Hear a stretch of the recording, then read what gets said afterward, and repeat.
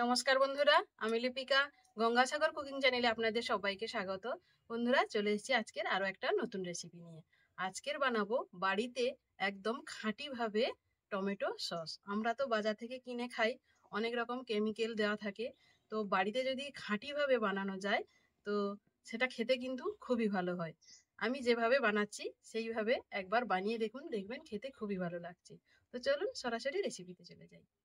তো দেখুন, সস বানানোর জন্য আমি 1.5 কিলো টমেটো নিয়ে নিয়েছি, একদম টাটকা টমেটো।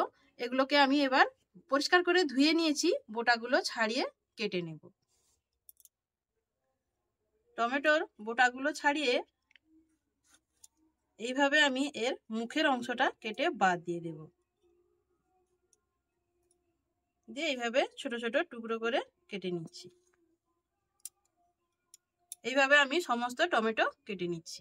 টমেটোটাকে কিন্তু একদম ফ্রেশ দেখে নিতে হবে, কোথাও কোনো দাগ থাকলে কিন্তু এটা 1 বছর পর্যন্ত স্টোর করে রাখা যাবে না।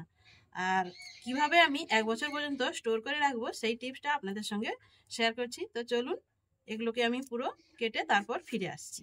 আমি কোনো রকম কেমিক্যাল রং না ব্যবহার করে এরকম বিট একটা নিয়ে নিয়েছি, এই টমেটো সসের সঙ্গে দেবো বলে বিটটাকে এবার কেটে নেব। আগে পরিষ্কার করে ধুয়ে নিয়েছি। এই বিটটা দিলে এর কালারটা কিন্তু খুব সুন্দর আসে। বিটটাকে খোসা ছাড়িয়ে আমি টুকরো টুকরো করে কেটে নেব। এবারে বিটটাকেও কেটে নিয়েছি। এবারে উনুন ধরিয়ে একটা কড়া বসিয়ে দিচ্ছি।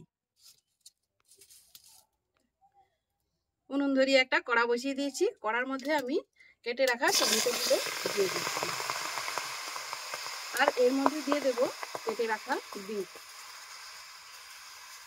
আর নিয়েছি 5 কোয়া রসুন, ওটা দিয়ে দিচ্ছি। আর নিয়েছি 1 ইঞ্চি মতো আদা, ওটাও দিয়ে দিচ্ছি। আর একটা মাঝারি সাইজের পেঁয়াজ নিয়েছি, ওটাকেও দিয়ে দিচ্ছি। আর 4টে শুকনো লঙ্কা নিয়েছি, এটা দিয়ে দিচ্ছি। এবারে এখানে আমি পেঁয়াজ রসুনটা ব্যবহার করেছি। আপনারা চাইলে যদি নিরামিষভাবে খেতে চান তাহলে পেঁয়াজ রসুনটাকে বাদ দিয়ে দিতে পারেন। এবারে এটাকে আমি 5 থেকে 7 মিনিট সেদ্ধ করে নেব। আমি কিন্তু কোনো রকম জল দেব না। এবারে এর মধ্যে আমি ঢাকাটা দিয়ে 5 থেকে 7 মিনিট এইভাবে সেদ্ধ করে নেব। 5-7 মিনিট হয়ে গেছে। দেখুন, আমি কিন্তু একদম জল দিইনি। টমেটো থেকে কতটা পরিমাণ জল বেরিয়েছে। এটাকে আর একটু ভালোভাবে নেড়ে দেব। সমস্ত টমেটো উপর নিচ করে দেব, যাতে খুব ভালোভাবে বিট আর টমেটোটা সেদ্ধ হয়ে যায়। আবারও আমি 5-7 মিনিট এটাকে ফুটিয়ে নেব। তো বন্ধুরা, আশা করছি আজকের রেসিপিটা ভালো লাগবে। ভালো লাগলে অবশ্যই লাইক করবেন আর কমেন্টে জানাবেন কেমন হলো। আর চ্যানেলে নতুন এলে অবশ্যই চ্যানেলটি সাবস্ক্রাইব করে আমার সঙ্গে থাকবেন। আবারও 5-7 মিনিট হয়ে গেছে। এটা কিন্তু খুব সুন্দরভাবে সেদ্ধ হয়ে গেছে। এবার এটাকে আমি ঢেলে নেব। এটাকে ঢেলে কিন্তু ঠান্ডা করে নিতে হবে।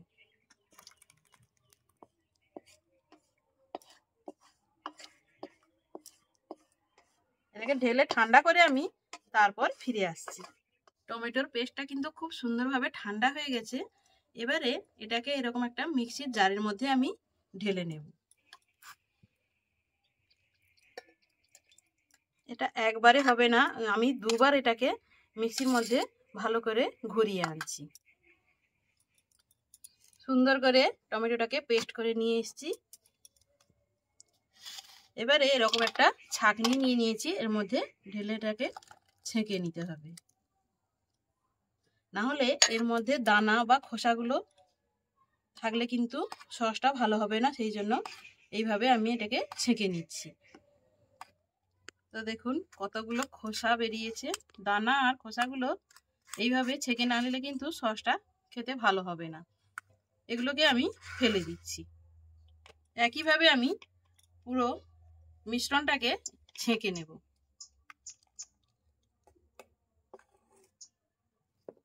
পুরো টমেটোর পেস্টটাকে ছেঁকে নিয়েছি। এদিকে উনুনে একটা কড়া বসিয়ে দিয়েছি। এবারে কড়ার মধ্যে এই পেস্টটাকে ঢেলে দেব। বিটটা দেওয়ার ফলে কত সুন্দর কালার একটা এসছে দেখুন। এর জন্য কিন্তু কোনো কেমিক্যাল রং আর ব্যবহার করতে হবে না। এবারে এর মধ্যে আমি দিয়ে দেব পরিমাণ মতো লবণ।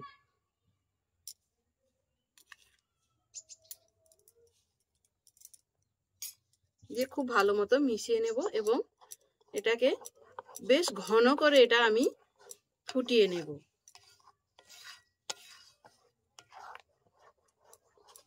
এটাকে বেশ 5-7 মিনিট আমি জাল দিয়ে আরো একটু ঘন করে নেব। এদিকে টমেটো সসে দেওয়ার জন্য আমি কিছুটা পুরনো তেঁতুল নিয়ে নিয়েছি। এটাকে আমি কিছু সময়ের জন্য একটু জলে ভিজিয়ে রাখবো।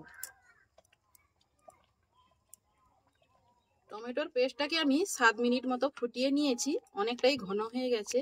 এর মধ্যে আমি দিয়ে দেব 6 থেকে 7 চামচ মতো চিনি। এবারে মিষ্টিটা আপনারা আপনাদের পছন্দ মতো দিয়ে দেবেন।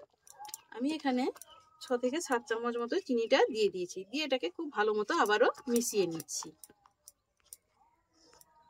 আরো কিছু সময় আমি এটাকে ফুটিয়ে নেব। তেঁতুলটাকে যে জলে ভিজিয়ে রেখেছিলাম ওইটাকে আমি হাত দিয়ে খুব ভালো মতো চটকে নিয়েছি। এবারে একটা ছাঁকনিতে আমি এটা ছেঁকে এই টমেটোর পেস্টের মধ্যে দিয়ে দেব। যেই ছাঁকনিটাতে আমি টমেটোর পেস্টটা ছেঁকেছিলাম ওইটাতেই আমি দিয়ে দিচ্ছি। তেঁতুলের পাল্পটা দিলে কি হবে, সসটা একটু টক টক ভাব আসবে। এই জন্য এর মধ্যে তেঁতুলের পাল্পটা দিয়ে দিচ্ছি। দিয়ে এটাকে খুব ভালো মতো মিশিয়ে নেব। এখন এর মধ্যে আমি দিয়ে দেব ভিনিগার। এই ছিপির 4 ছিপি আমি ভিনিগার দিয়ে দেব। যেহেতু 1.5 কিলো টমেটো আছে এখানে,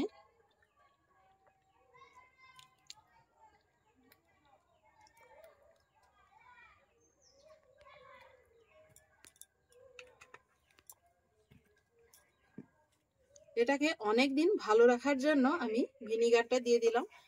আর আপনারা যদি বেশি দিন না রেখে খেতে চান তাহলে ভিনিগারটা নাও ব্যবহার করতে পারেন। যেহেতু আমি অনেকটা পরিমাণে করছি, এটাকে অনেকদিন স্টোর করে রাখবো, সেই জন্য আমি ভিনিগারটা দিয়ে দিলাম। দিয়ে আরো খুব ভালো মতো নেড়ে মিশিয়ে নিয়ে আরো 2 থেকে 3 মিনিট একটু ফুটিয়ে নেব। দেখুন কত সুন্দরভাবে টমেটো সসটা তৈরি হয়ে গেছে। এটা হয়েছে কিনা দেখার একটা পদ্ধতি আপনাদের সঙ্গে শেয়ার করছি। এইভাবে একটা প্লেট নিয়ে প্লেটের উপর বেশ কিছুটা সস দিয়ে নিতে হবে। দিয়ে এইভাবে আর করলে দেখা যাবে ঠিক গড়িয়ে পড়ছে না সেইভাবে, মানে এটা তৈরি হয়ে গেছে। এটাকে এবার আমি নামিয়ে নেব। সসটা কিন্তু একদম রেডি হয়ে গেছে। দেখুন দোকানের থেকেও কিন্তু খেতে ভালো লাগবে। এইভাবে যদি বাড়িতে বানিয়ে খান এবং অনেক দিন পর্যন্ত স্টোর করে রেখে দেন, যখনই প্রয়োজন তখনই ব্যবহার করা যেতে পারে। ঠিক এই পদ্ধতিতে একবার বানিয়ে দেখুন, খেতে অসম্ভব ভালো লাগে। এটাকে আমি ঠান্ডা করে নেব, তারপর একটা শিশির মধ্যে ঢুকিয়ে নেব। এইরকম একটা হরলিক্সের কাঁচের বয়াম নিয়ে নিয়েছি, তার মধ্যে আমি এই কেচাপটা ঢেলে রাখছি। এটাকে কিন্তু আমি অনেক দিন পর্যন্ত রেখে দেব। আমার ছেলে কিন্তু চাউমিন খেতে বা পাস্তা খেতে খুবই ভালোবাসে এবং এই সসটাই তার কাজে লাগবে। এইভাবে আমি স্টোর করে অনেক দিন পর্যন্ত রেখে দেব। তো দেখুন বন্ধুরা, 1.5 কিলো টমেটোতে আমার কতটা টমেটোর সস তৈরি হয়ে গেল বাড়িতে। তো এইভাবে বানিয়ে দেখবেন, খেতে খুবই ভালো লাগছে এবং অনেক দিন পর্যন্ত বাড়িতে স্টোর করে রাখা যাচ্ছে। তো বন্ধুরা, রেসিপিটা ভালো লাগলে অবশ্যই লাইক করবেন আর বন্ধুদের মাঝখানে শেয়ার করে দেবেন। তো দেখা হচ্ছে অন্য কোনো নতুন ভিডিওতে। ততক্ষণে ভালো থাকবেন, সুস্থ থাকবেন। নমস্কার।